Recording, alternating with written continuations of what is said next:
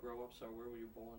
I was born in Washington, D.C., and grew up in the district and didn't move out of the district until I joined the Air Force back in 1941.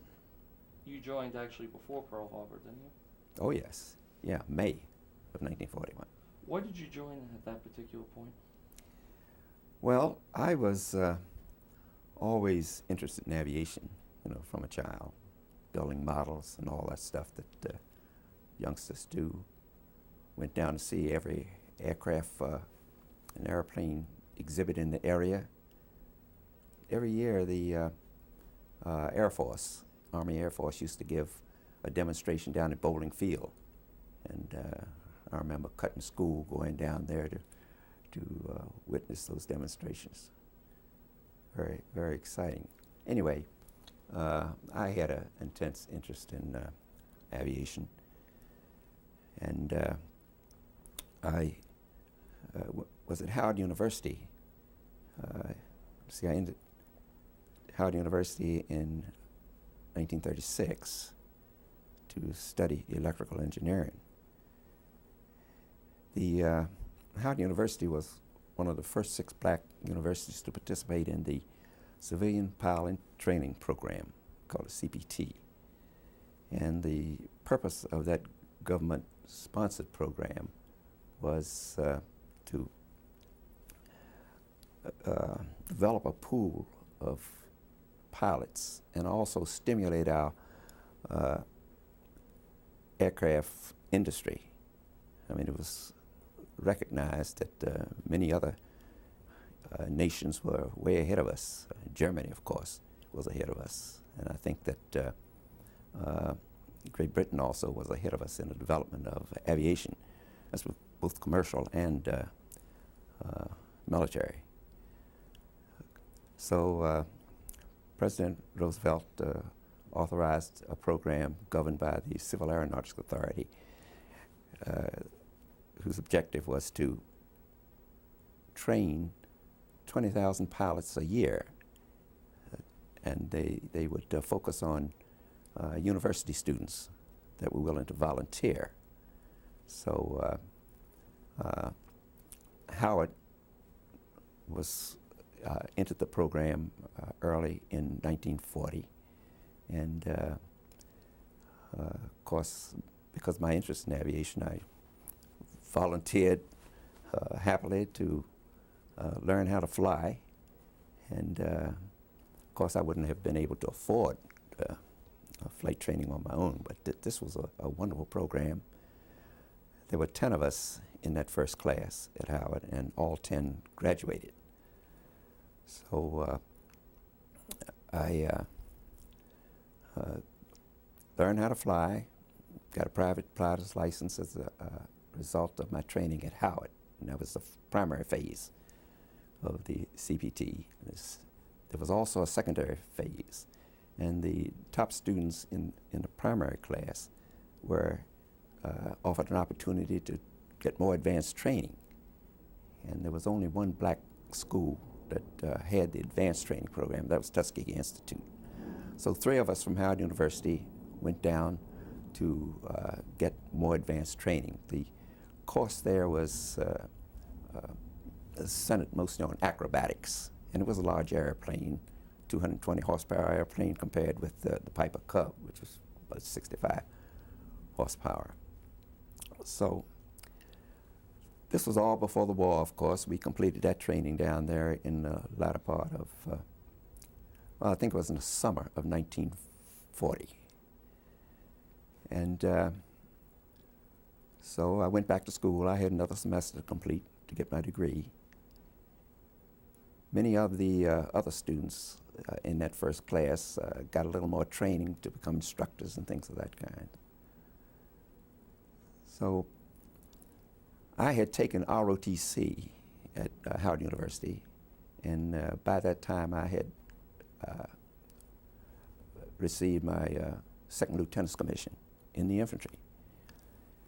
I was called active duty early in 1940, I think we were beginning to mobilize at that time, at least get ready through additional training. So I was called active duty for that training at Fort Howard. When I had another commission, another semester to complete in order to get my degree. So I appealed to the colonel who was in charge of the overall reserve program in Washington, D.C. His name was Colonel West Hamilton, a black officer. And also to Judge Hasty, William Hasty, you may have heard of him. He was the dean of our law school. And so I appealed to him, please let me be deferred so that I could complete my degree work. And they were both sympathetic towards that. And I said, well, I'll report for duty after I get my degree. Well, meantime, the Air Force, it was the Army Air Corps at that time, early in 1941, announced that they were going to form a fighter squadron, all black, to be trained at an all black base down at Tuskegee. It was located in Tuskegee, Alabama. I mean, actually, it wasn't the Institute. The Institute did contract for giving primary training. As far as pilot training is concerned, the course was divided into 3 phases: primary, basic, and advanced. The Institute had the contract for training the primary students, and that was done at one of their fields. Tuskegee Institute had a couple of airfields, and I think it was Moton Field where they were trained. What was Alabama like in those days, sir? It was a little bit scary to a northerner, but I had no problems. It was believed by us who hadn't been in the deep south that the environment would be hostile. That the people there would be hostile to us. But in the time I was there were a few incidents. But we're talking about the wartime now. This is after December the 7th, when we were at Tuskegee. There were a few incidents here and there, but by and large, they didn't bother us. Let me put it that way. And of course, the base was a segregated base. We had white instructors, flight instructors. I mean, there were no black officers, flying officers in the Air Force at that time. Now, maybe I've skipped over a little period of when I was there as a student in the CPT program. See, this was still before the war. And there, everything was conducted under the Institute. That was the Institute program to train these CPT trainees. And of course, we did fly off of the airfield of the University of Alabama, I believe it was, not far from the Institute grounds. We lived on the Institute grounds, but we were bused over to this field that we were using, belonged to the University of Alabama, because Tuskegee's fields could not accommodate this size airplane at that time. So the first secondary course was conducted by Chief Anderson, our own instructor, and we flew out of this field about 35, 40 miles away. But during that period, you know, when we were in CPT training, I mean, there was no problem with discrimination. We lived on the campus and flew out of this field that was more or less turned over to us for this program. We did have a ground instructor from the University of Alabama who was teaching us. Let's see, I'm trying to remember what phase of training he took care of. I think it perhaps had to do with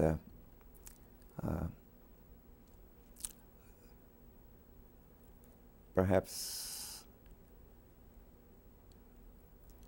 well, I'll say navigation and rules and regulations and things of that kind.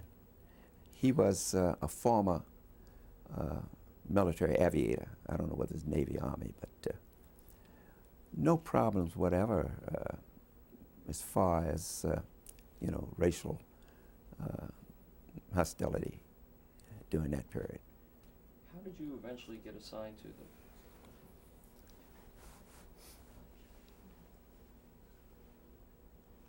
Excuse me. How did you eventually get assigned to maintenance? Well, there was a professor, G.L. Washington, down at Tuskegee, who was in charge of all of the aviation programs for Tuskegee. And of course, he got to know us very well, those of us who came down for the advanced course. He also had been negotiating with the Air Force headquarters down in that area. I think perhaps it might have been the training command, because that was to be a training base. And so he had contacts over at the that headquarters. I think it was in Mobile, and they got to know him. And so when they decided to form a fighter squadron, the first thing they had to do was to find qualified personnel. And so they appealed to G.L. Washington, said, hey, can you give me names of some people who are willing to and ready to go into these various courses that were being offered. And the courses I'm talking about are the technical courses, you know, in communications, aircraft maintenance, and armament. So G.L. Washington sent my name and the name of several others to the headquarters, and they sent letters to us inviting us to join the Air Force in one of these courses. I want to know if we would be interested in becoming aviation cadets and then trained to be squadron technical officers.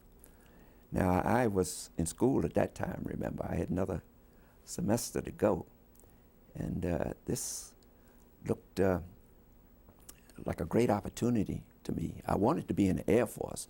At that time, I would have preferred to be a pilot, because I was already a pilot, you know, having been trained in CPT. I had a private pilot's license and also a limited commercial pilot's license. So I wanted to fly. I wanted to fly in the Air Force. I wasn't particularly interested in going on active duty with the infantry. So I immediately accepted this offer to go into the Air Force and be trained as a squadron engineering officer. So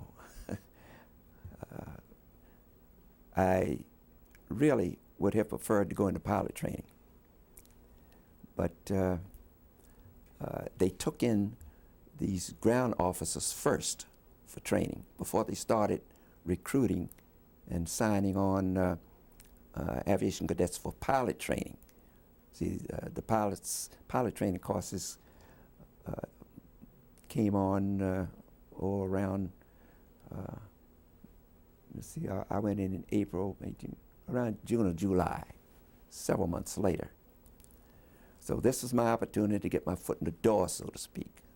I didn't want to, I preferred not to go into the infantry. So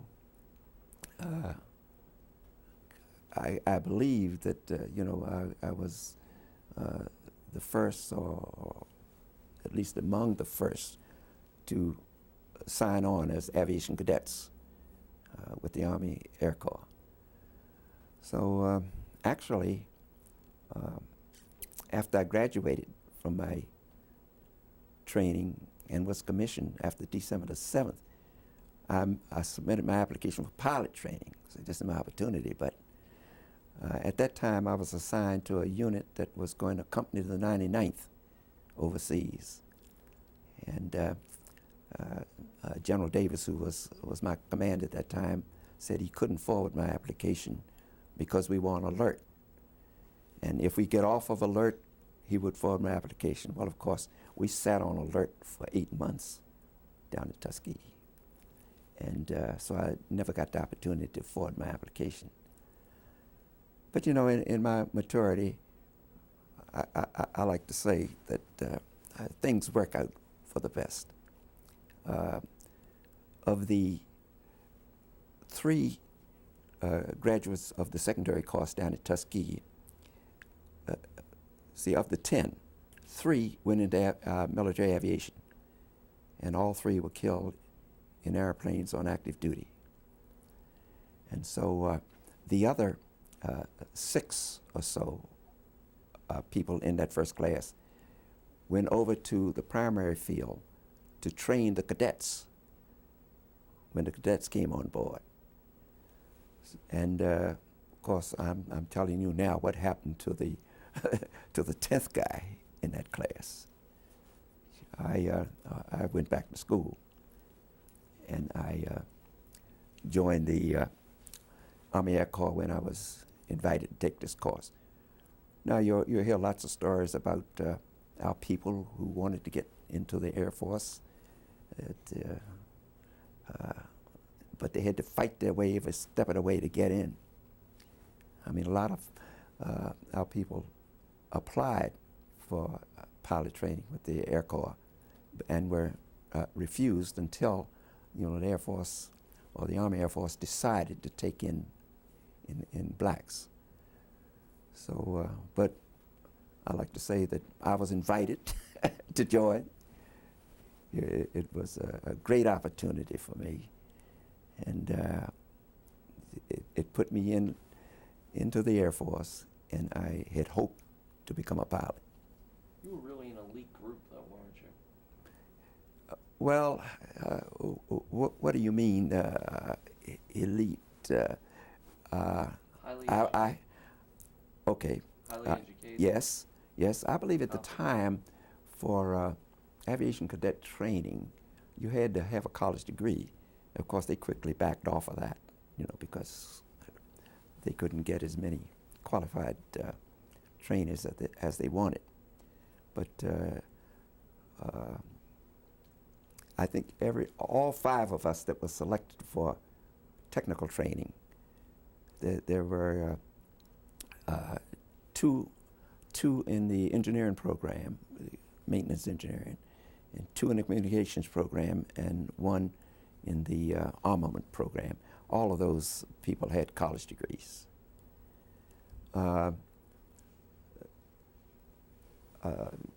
Bill Thompson, who took armament training, was also a graduate of the CPT program. So there were 2 of us there that actually, of those 5, actually had pilot's licenses. So. What were some of the particular challenges that you had in terms of maintenance? I mean, were you guys as well supplied as other groups, or did you have to beg, borrow, and steal a lot more? Or? Well, actually, we didn't have any serious part problems, parts for aircraft.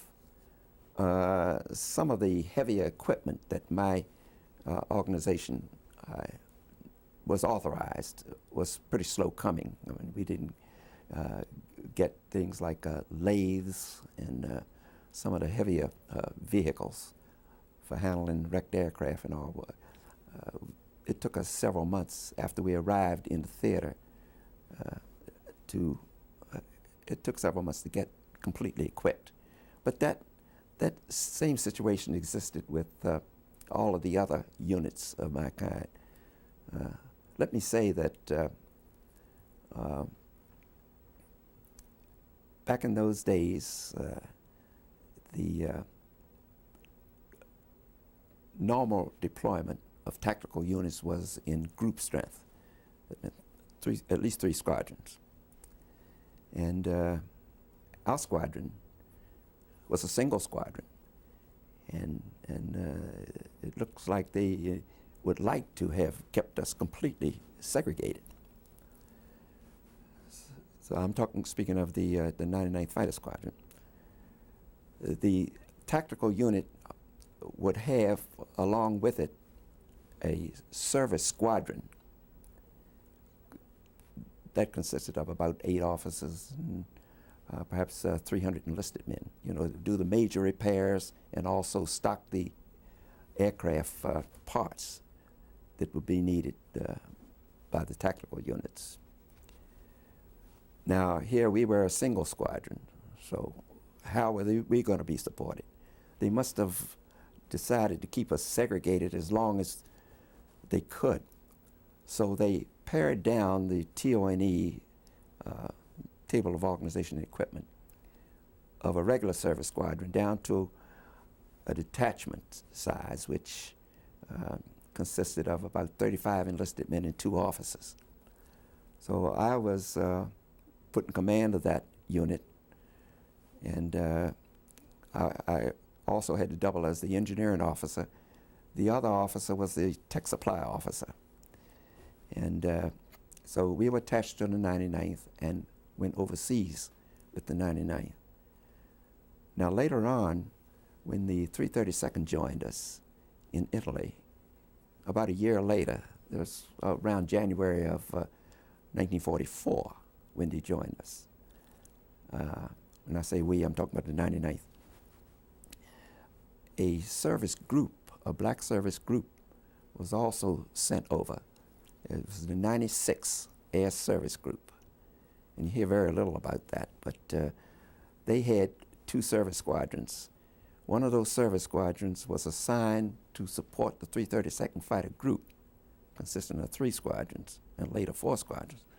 So they transferred they assigned the 366th Service Squadron to the 332nd Fighter Group, and I was put in command of that service squadron, to perform for the group, the services that I performed for the squadron. And so we got good equipment. I mean, most of us have heard the old Buffalo Soldier story with swayback horses and all that stuff, but when the 99th first hit North Africa at their first operational base, we had all brand new P-40s, brand new airplanes. And from my viewpoint, the supplies, seemed to flow in a satisfactory manner. There were no major shortages. Of course, the tactical groups had their own maintenance staffs. They had the crew chiefs, and they had the mechanics, and they had their armorers and all that sort of thing. But I like to compare the service squadron function as something like an automobile repair shop, where you are going to have your vehicle or airplane tied up for some period of time, days, maybe weeks. And our tempo of activity was based generally on the availability of parts, to repair these aircraft. Whereas in the squadron, the maintenance people there had to keep the aircraft serviceable on a day-to-day basis, and they had to work very long hours, get up early in the morning when the pilots get up and pre-flight the aircraft, get the aircraft ready. In other words, they were not burdened with large jobs that would occupy them. Those jobs like wing changes and changes of landing gears, extensive repair of the aircraft skin, engine changes, things like that, that was turned over to us. Of course, the technical units also had the ability to change an engine. But where reclamation work was required and extensive repair was necessary, the aircraft was turned over to us. Did you ever feel like the pilots, you guys did all the hard work and the pilots got the glory? Well, that I think is appropriate. I mean, there are always people behind the our heroes, you might say, and I would like to have seen more recognition given to the support troops, you might say, but it's not as interesting, as the pilots explain, how they latched on to a 109 or something and shot him down. It's just not as interesting. But the pilots and the other people who fly recognize us and give us credit, and so that's the way it should be. That's the way it has to be. At what point do you think the 99th started to really command the respect that they deserved? Was there any particular incident or? I would say when they started their operations over Anzio, at that time we were still supporting ground troops. That was our major function. But then we did encounter enemy air action, and our troops, our pilots challenged them and knocked down many aircraft, German aircraft. It's really an outstanding record. I think in one case they got about 17 in one day, it seems to me. And I know one of our pilots shot down 3 in one day in that operation. That was Lieutenant Lester. But they had to respect us for that sort of a record. When the 332nd came over, we were part of the 15th Air Force, and the 15th Air Force was a bomber Air Force unit, and we got into the escort operation, and we in all the escort missions that we flew deep into Europe, deep into Germany, we never lost a bomber to enemy aircraft. Wasn't very much we could do about the flak, but we did establish an outstanding record. I haven't heard of any other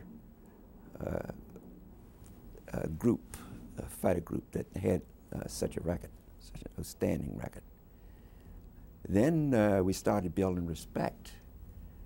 As a matter of fact, during some of the bomber missions, the bomber groups asked that the 332nd escort them, because our commander, General Davis,